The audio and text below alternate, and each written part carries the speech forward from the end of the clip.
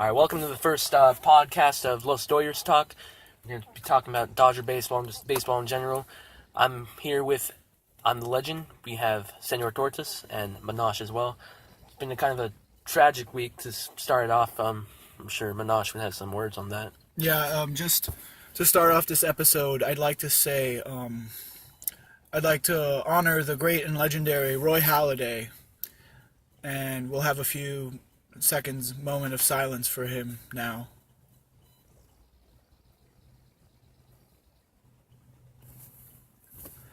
All right, and now this is a Doyer Talk, so this will be a podcast, a show about the Dodgers. So in light of recent events, despite what everyone says, I'd like to address the World Series, first of all, by saying this was one of the greatest played World Series that I remember watching. It was crazy. Yeah, in recent history, despite the fact that, as Dodger fans in the show, obviously, we came up a little short. We came up on the losing end. But, both teams, in retrospect, were playing like true champions. If you look at Game 5, like, you didn't know who was going to win. It was one team would go ahead by 3 runs. The other team would just come right back. Then the other team would go ahead again and then come right back. The best of the best. One of the best I've ever watched. Just great. Both teams just showed so much resilience. Same thing with Game 2 in the extra innings, later innings. One team would just go ahead.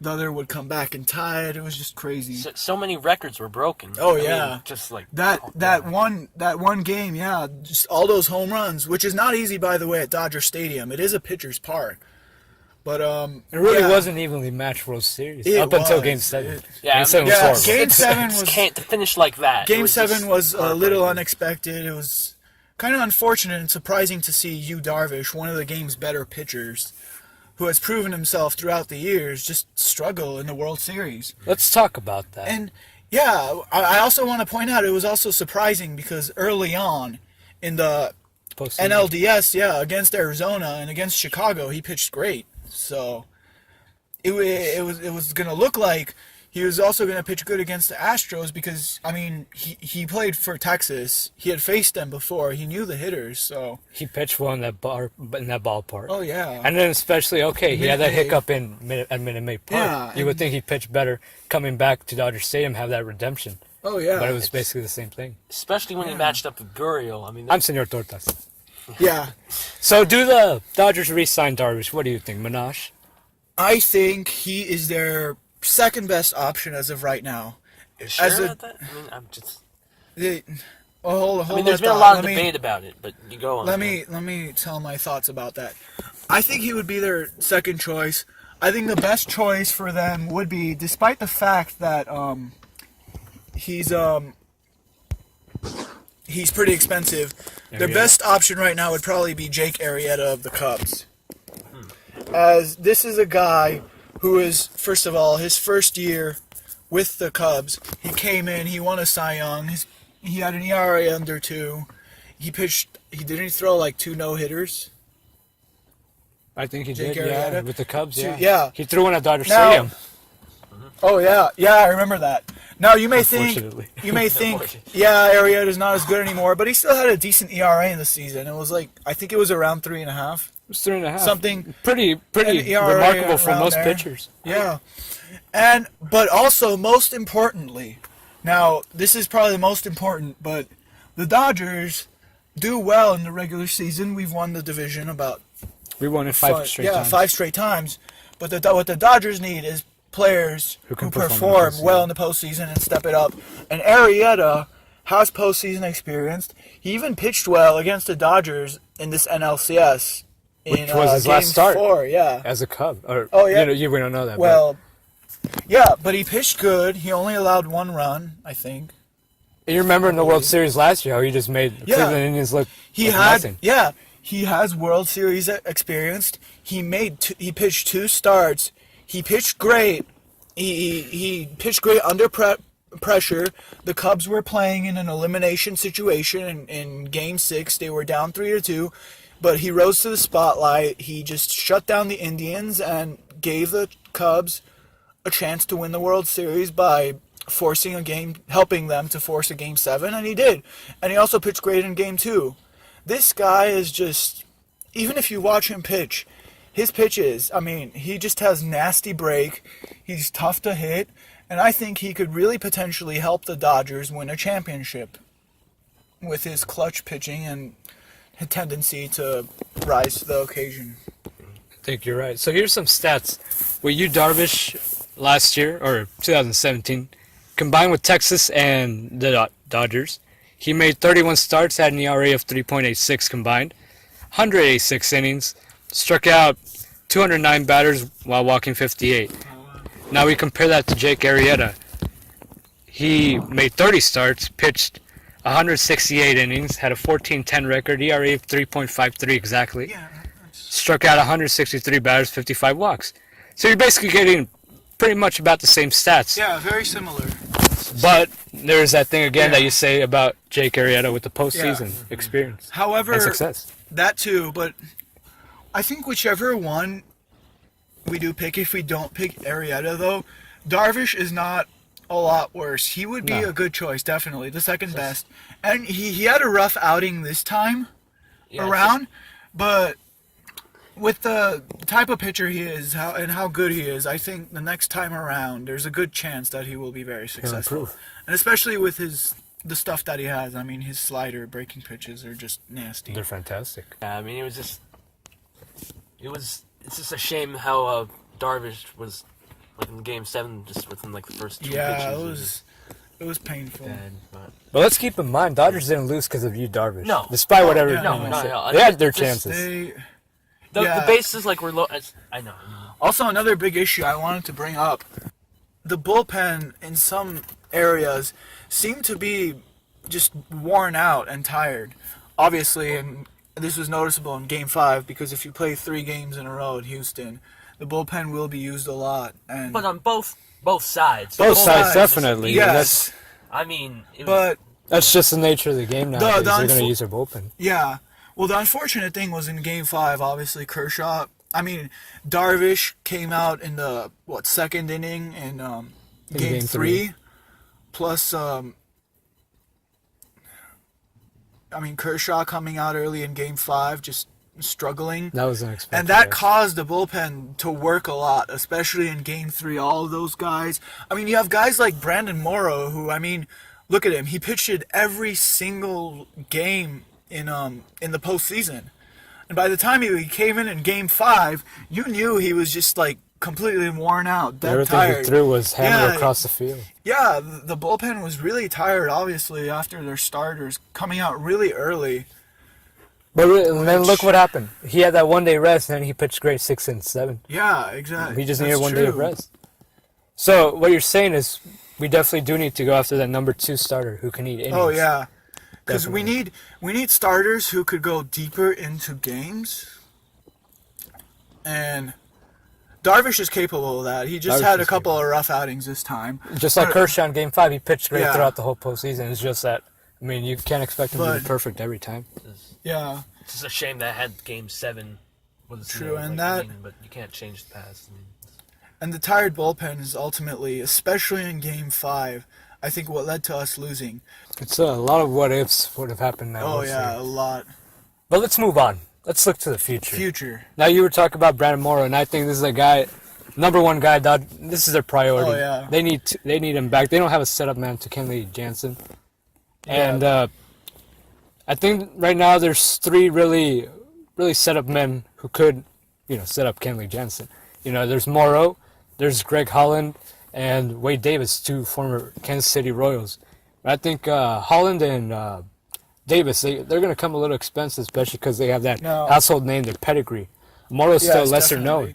I think they should go for Morrow. He's going to be less expensive. No, easily. I completely agree with you on that. Morrow will be less expensive. He's obviously been great, but the problem, Wade Davis is going to be pretty pricey. Definitely. Also, you have to consider that these high-caliber relievers like Wade Davis, they're used to being closers. So if a team does bring them on, they're probably going to want to stay a closer. They may not You may not even think the Dodgers as an option. Yeah, they may not think the Dodgers is an option because they would only want to be a closer, and Jansen has already filled that role. So I think Morrow would be a perfect guy. I mean, the bullpen's not a problem. Honestly, the bullpen's already great from the postseason. We got Morrow. We have the combo of lefties from Singrani and Watson. Watson's a free agent, though. Yeah, that's right. Well, I think we could sign him back, too. Because that's against lefty hitters that we need to get out. We can use those two, the combo of Watson and Singrani, who are good in their Let's own also way. remember, though, Julio Urias is coming back. Urias, yeah. He's going to be back mid-season. I think the Dodgers are going to baby him still, and he's going to be moved to the bullpen.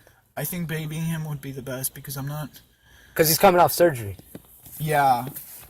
He's not only surgery, but even when he was there, he was good. He's definitely talented. He's a young star. He's our next Kershaw.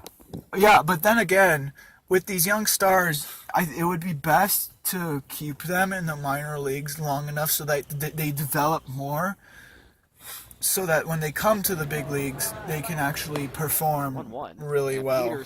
Urias performed well in 60. No, he did, yeah. But, I mean, he'll perform, I mean, pretty well, but I think... Especially after surgery. Okay, I see. It's going to be hard. So I think they should keep him in the minor leagues around sometime early August. They bring him up then. Yeah. That sounds right.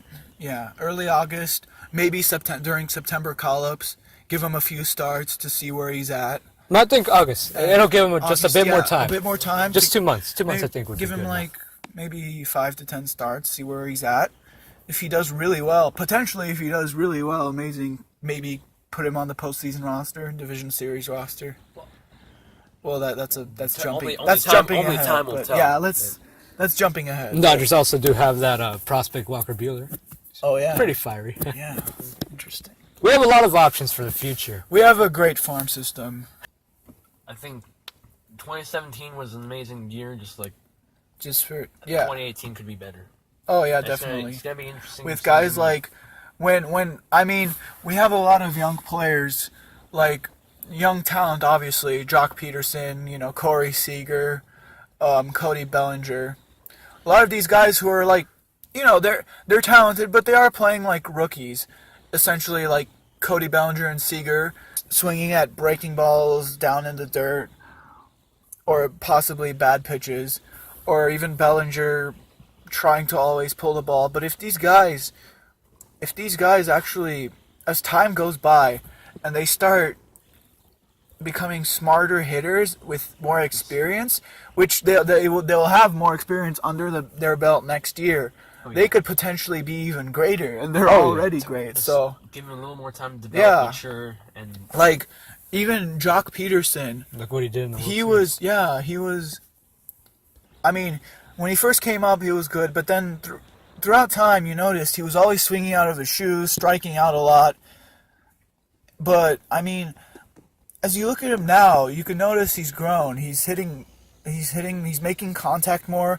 I mean, just look at him in the World Series. This guy is obviously talented. In AAA, he was, playing like an MVP. He would always hit homers, drive in runs. And I honestly think that Jock Peterson, if he's given a lot of playing time next season, if he's given a decent amount of starts, will have a really good season next year. He'll have hit for an okay average, probably above 250, 260 at least. This is a guy who has enough power to hit 30 and maybe even close to 40 home runs, given enough playing time. And don't forget he stole 30 bases in the minors. Oh yeah, that too. Season. Plus he's amazing defensively if you put him out in center. But that's Chris Taylor's spot, so... Left field's still open. Left field. Let's talk about that because...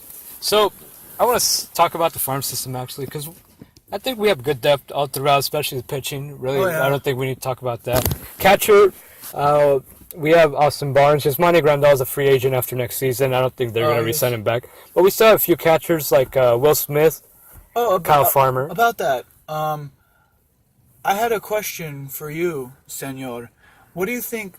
Who do you think will be our starting catcher next year? Because traditionally it's been Grandal, but recently last year Austin Barnes has been stepping it up from that role, and now it seemed like during the postseason he has become the main starting catcher. Yeah, and Grandal's the odd man Do you out. think next year Barnes will be the starting catcher and Grandal will revert to being the backup catcher? I think it all depends what happens this offseason. If the Dodgers don't trade Grandal, and if they pay arbitration for him, he's not going to be sitting on the bench. He's going to be their starting catcher next season.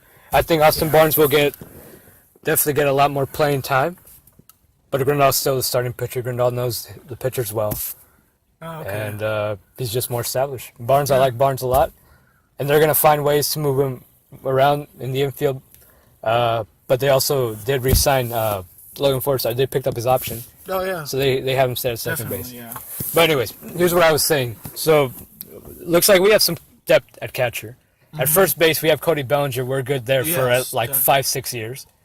Oh, another short question about that. Sorry, but do you think now that Cody's at first base, do you think Gonzalez? Agon will just be on the bench? Because it seems kind of unusual that a veteran player, former, I don't know how many times he was an all-star, countless times, an amazing player like him, would be on the bench. It seems a little questionable, but That's a tough question. Also, I think it depends how his swing looks in spring training. I think that'll determine whether he's the starting first baseman or whether he's. I think definitely he's on the team. Maybe they try to trade him, but he has like $20 million left on his contract, and no team's gonna pick that up. That's why it's a tough question, because most likely he won't be starting, because Cody Bellinger, unless Cody Bellinger starts struggling at first base. Yeah, Gold Glover, amazing hitter. Unless he starts struggling and Adrian Gonzalez takes over and fills the role for a struggling Bellinger, but we'll see about that.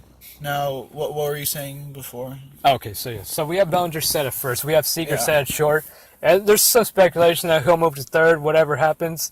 Well, like Cal Ripken, like A-Rod, there's some speculation because he's so big, he'll move to third. But anyways, we have a young shortstop, Gavin Lux. So we have some depth there.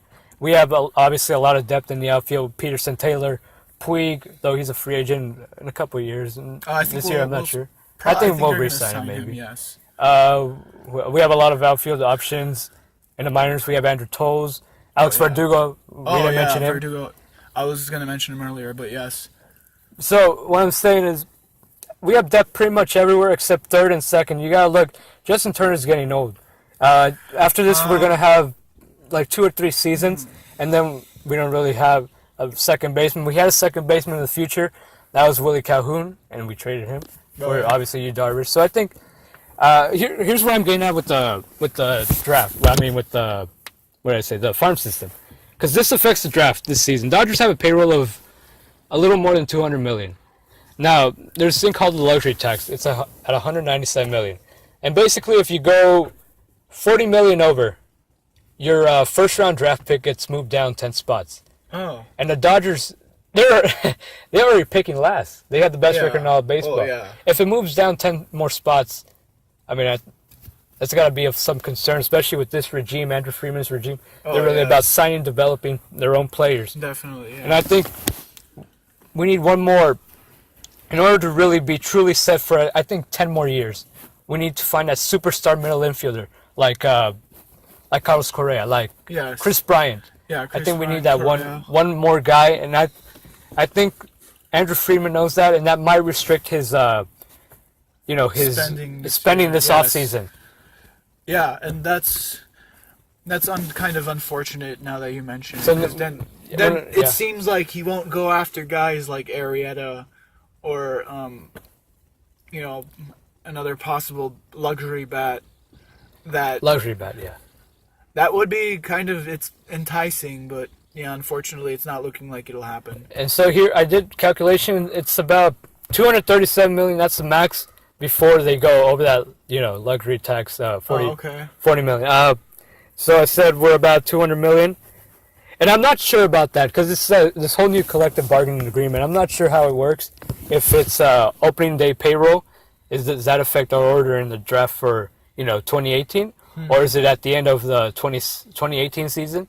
Will that affect it for the 2019 season? Because if it's that case, then we're good. We can spend as much as we want this off season. But I think I don't know. They still might have enough money for Jake Arrieta, but I think definitely it'll help to trade away a guy like Brandon McCarthy or Scott Kazmir. Kazmir's not gonna have much trade value, but McCarthy, when he was healthy last year, he performed well. McCarthy. Yeah. So I think even if they get basically nothing in return, as long as the other team's paying maybe at least half the payroll of McCarthy or whoever they trade, maybe even Agon, I think it'll help to some degree and definitely increase the chance of signing a guy like Arrieta. Oh, yes, definitely. And also, even, I hate to say this because I respect and love him so much, but even letting Ethier go. Ethier's a free agent. Ethier, they did let him go. They didn't pick up his option, which was expected. Yeah. I mean, he was getting $17 million to sit on the bench. Exactly. And basically, they already have a guy like that, Cesar Gonzalez. Yeah, even though... But as a Dodger fan for such a long time, you gotta admit, it is kind of... I mean, Dre's had a special place in our hearts. He's one of my favorite all-time Dodgers. For so many years now. I think, it's... And if it's the end, I think if he retires, it would be the best way to go out. I drove in a run in Game 7 of the World Series. Exactly, yeah. Instead of seeing him How many people can say that? Yeah, exactly. His last at bat of his career, driving in a run in Game 7 of the World Series. Yeah, I'd rather it be that way instead of going to the D-backs. No. Probably, I think that's the best option for him because he lives in Arizona, but we'll see. Yeah, time will tell. He may live there, but... So I think not to be a pessimist, but another thing that might... I'm sorry, I'll try to keep my prejudices out of this. No, but another thing that might restrict our offseason spending this year is looking ahead to next offseason. Clayton Kershaw. Oh, yeah. His might most definitely will opt out of his contract. I think most definitely whether the Dodgers win the World Series or not. But I think if we want Kershaw back, we're gonna have to win the World Series this year and show him, yeah, we can win it. And which is kind of what's it called? I was actually thinking of this earlier. I think 2018, and there's a lot of I like to say mystical happenings in baseball. And it is the 30th year anniversary, so that's what I was saying. I'm not jumping, but I'm just saying 30 sounds better than 29. Like on 30 does sound better. They saved Robert's number. Oh yeah, interesting. But on a serious note, I mean, with the team that they have, they actually could definitely do it in 2018. And I mean, what I think about the Dodgers is just losing over and over again makes them stronger each time and more determined. And last year it was, the division series, and then last year, well, I mean, some of the times it's like we're getting better every year. Division series, and then last year we beat the Nationals in the division series, got past, and ultimately we lost to the Cubs in the NLCS last year. Yeah.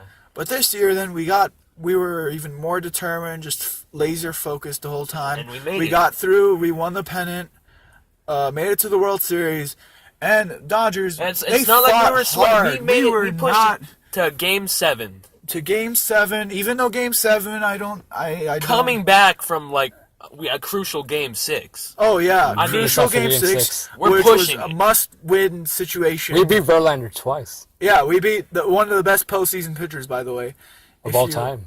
Oh yeah, he was his postseason ERA, by the way. Like is no under one, one. this World Series showed that no one was safe. No one was indestructible.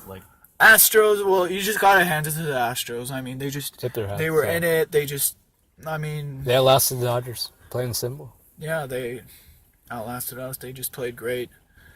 But what was I gonna say? Yeah, each time it seems like we come back stronger and more determined. Each loss, each failure makes us even stronger. I mean, it's interesting that you note that because next season I don't see the Dodgers winning 104 games next season. The division is getting a lot stronger. It is, especially Arizona and Colorado. Arizona, we may have swept them this time, but they're gonna be Arizona's gonna be good. I think Robbie Ray actually wins the Cy Young Award next year. I'm going out on a limb and saying that. I don't know about next year, but he will definitely be a good pitcher, especially against us. He's a Dodger killer. And Giants, I mean, they had a bad season. I'm hoping, honestly, that they're going to have another horrible season this year. Yes, But please. they're not going away, especially with all these rumors about them trading for Giancarlo I Stanton or signing Kane or JD Martinez. No, they're not going away. The even number of year streak is broken though. So it is broken. I think it's thank you, Cubs. And then of course the Padres. Thank you, Cubs. Their Padres are a young team, but they're feisty. They put up a very good record the last few months of the 2017 season. They're a decent team, but I don't know. Not there yet, but they're definitely improving. They really are improving. They're improving. They may be good someday, but it's hard to see because the Padres every year are like in last place. It's going to be a tough division this year. Next year, definitely. It's going to be the best division in all of baseball. Oh yeah, the Rockies too. Don't count them out. Oh no, definitely don't count the Rockies. Guys like Charlie Blackmon, even LeMahieu, Arenado. Their defense definitely. I think they won they had 3 Gold Glovers this season. Oh yeah, crazy. Defensively, hitting. They just need pitching, that's all. And they had a decent bullpen, from what I remember. I think they might. That's another team that might go for a big ace. Speaking of ace, we didn't mention this, but I think a guy that if we don't go for a Darvish or a Jake Arrieta, we might go for a guy. We might go for 2 guys, but the first guy I'm going to mention is Alex Cobb. He's a former Tampa Bay Ray. Andrew Freeman was during the regime that drafted him. And I think they really like, his type of pitcher. I think he's a sinker ball pitcher. He throws a really good splitter. He's coming off Tommy John surgery also. He's 1 year removed. So, they don't really have to worry about that. And he's not going to be as expensive as the other 2. And now the other guy is going to be a guy that you mentioned. You think he's really good. The Japanese superstar. Pitcher / outfielder. What's his name again? Exactly. Shohei Ohtani. What do you think about him? From Japan. Well, I think, first of all, it's... Two-way player, is that possible in MLB?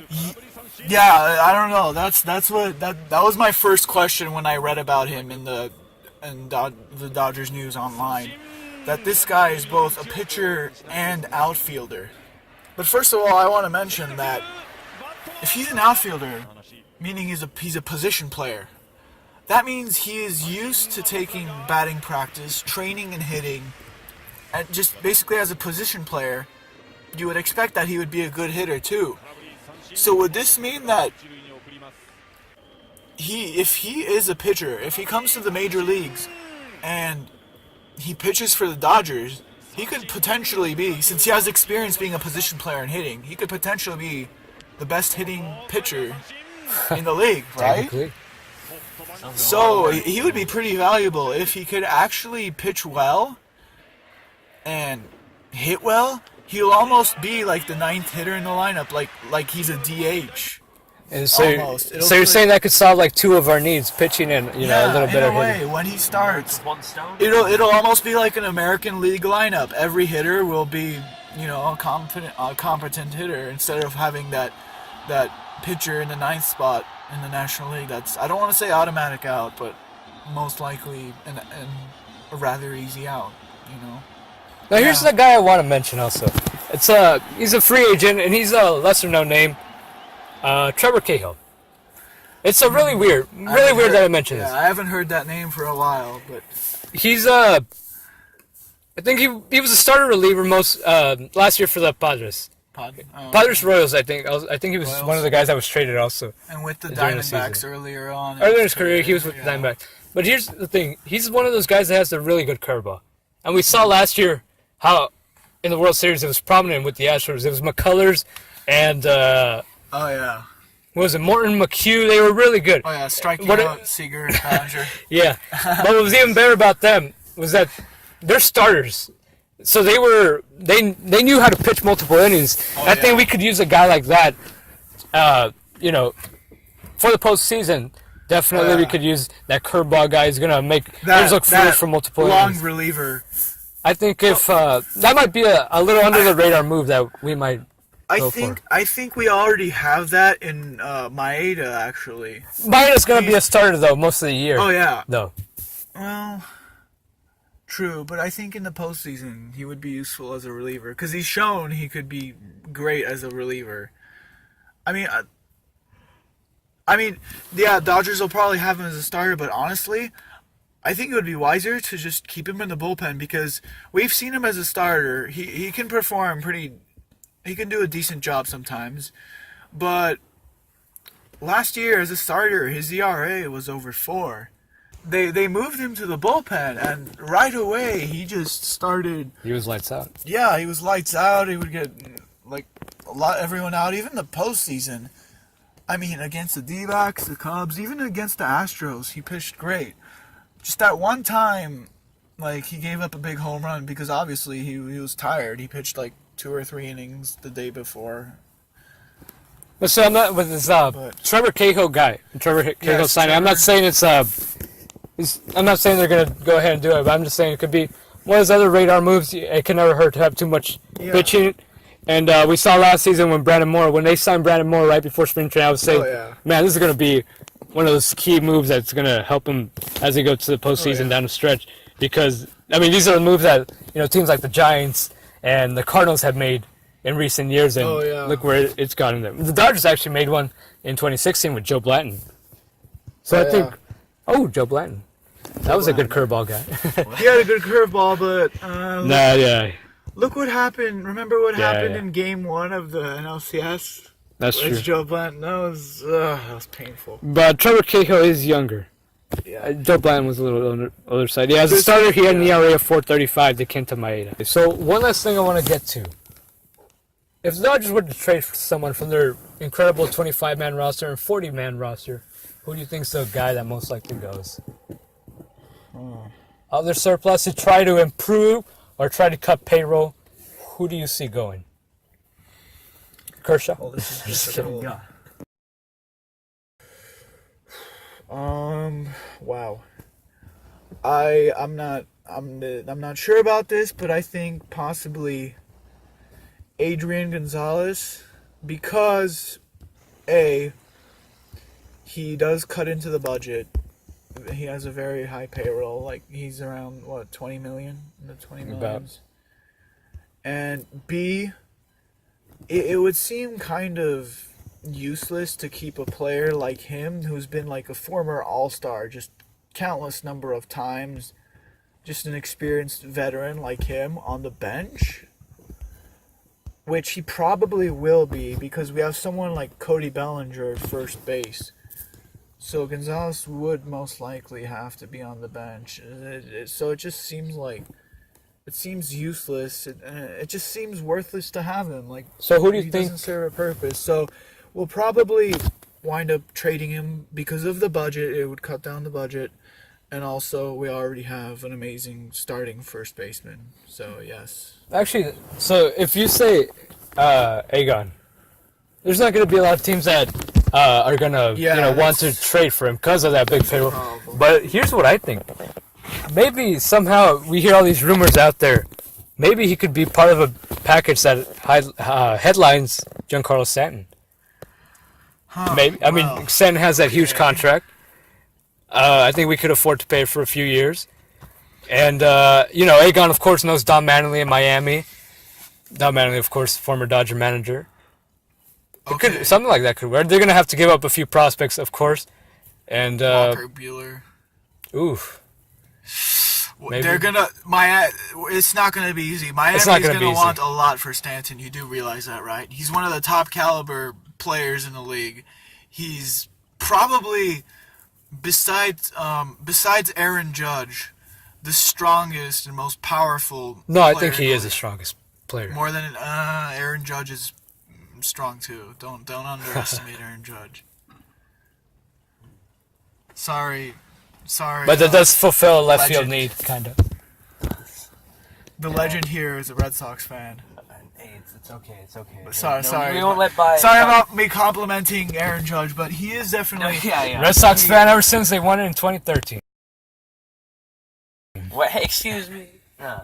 But yeah, That was a good. No, I'm gonna bring in my bias again. Sorry, but I liked that series because they beat the Cardinals. Oh well, yeah. So thank you, Red Sox, for beating. Okay, the well, Cardinals let's not follow this rule that we have to have a national tragedy in order to win, because I mean, that's a very not really the loud Boston matter, but still, bombing, yeah, but like the Houston. I mean, Hurricanes, I'm glad that at least it was the Astros, because at least for the fans, there's their first World Series.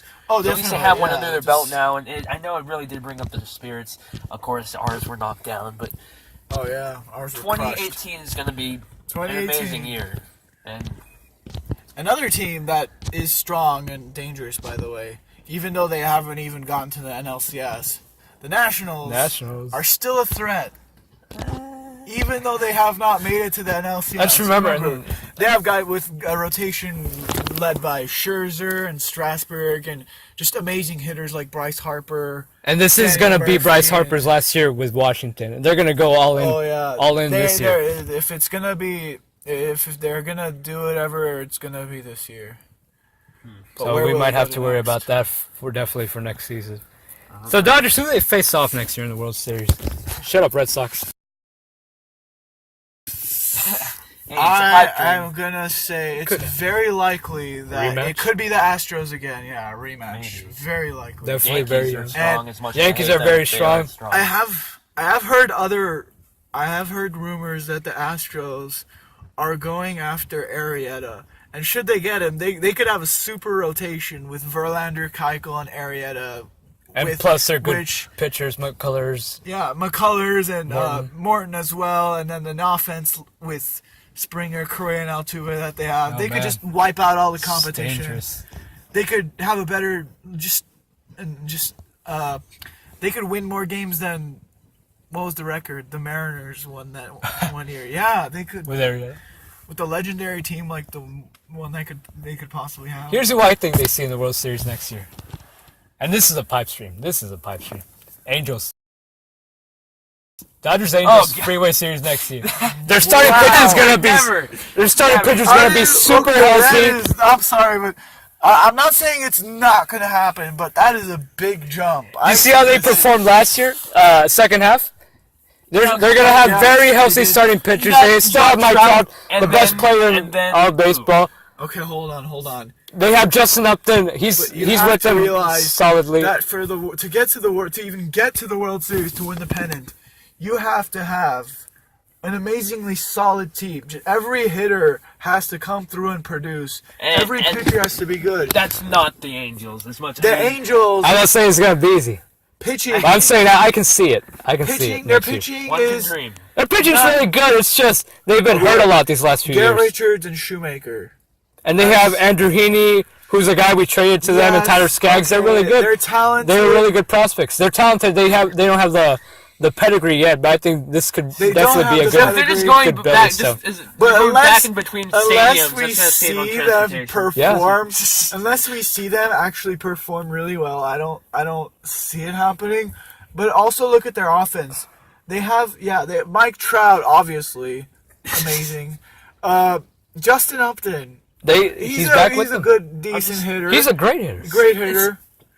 And then Calhoun, he's a Gold Glover. He's really good against right-handed pitching. Decent hitter, yeah. And then Andrew Simmons had a good year last year. Pujols is aging, but Pujols still has power threat, and he's a really good clutch hitter. He's a right-handed hitter, Adrian Gonzalez. But besides that, the Red Sox. They don't really have a lot else. Plus, not only am I gonna mention the Angels team, but look at the teams they will have to beat to get there. Yeah, it's like, okay. You Here's have the the thing. Yankees, who have guys like Gary Sanchez, Aaron Judge, Didi Gregorius, a good offense, as well as. We didn't mention the Indians. I was gonna get to them. Let's not even. I was getting to them after the Yankees. Yankees, pitching. They have a rising star in Severino.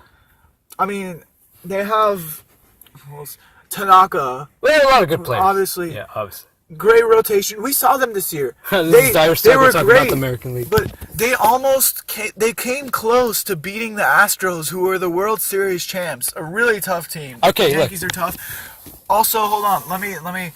The Indians, an incredible offense with Lindor, Jose Ramirez, and Encarnacion as well.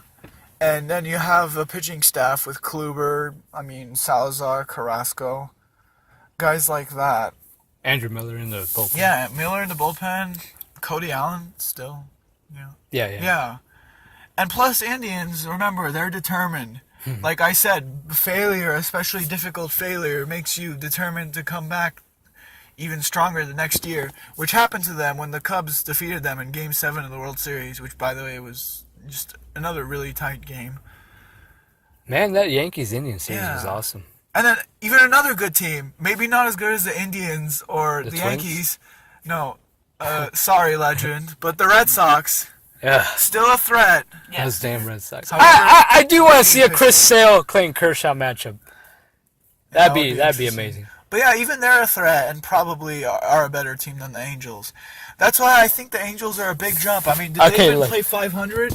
Did they even play 500 ball this year? I don't think they did, but last couple months they were I think second half up until the stretch run in September, they were one of the better teams. Poor Angels. Everything about them is so boring. Even their stadium. Yeah. The legend is right. I agree. Okay, here's the thing. The stadium is boring. I've been there. Listen to this. I think as the Angels, they need a third baseman. They signed Mike Moustakas, then they sign a good reliever. I'm calling it Dodgers-Angels World Series. This is too long. Yeah, well, we're very passionate. All right, you sign us off. All right. Well, thank you guys for tuning in to the first podcast of Los Doyers Baseball. Remember Dodgers-Angels World Series? Yeah, okay. But let me just say, for those of you who have stuck it out this whole time for whatever it's been, half an hour, 40 minutes, I'm probably talking to no one right now. None of you probably stuck it out. But if you did, I respect you. You are a true Dodger fan. You are amazing. That's our non-stoner Minash talking. Yes. I'm Senor Tortas. I'm the legend. And thank you guys for tuning in. And make sure you subscribe. And feel free to comment what your thoughts about this. And, just be objective. And I think 2018 is going to be an amazing year for, it's going to be this team. Yes. Right, next team. Next team. We'll see you in our next podcast. Couple weeks, maybe. I think within the next few years, with the team the Dodgers have, we will see them in the World Series again. Definitely. All right. Thank you guys for tuning in, and have a great night. Let's go Dodgers. Good evening to you, wherever you may be.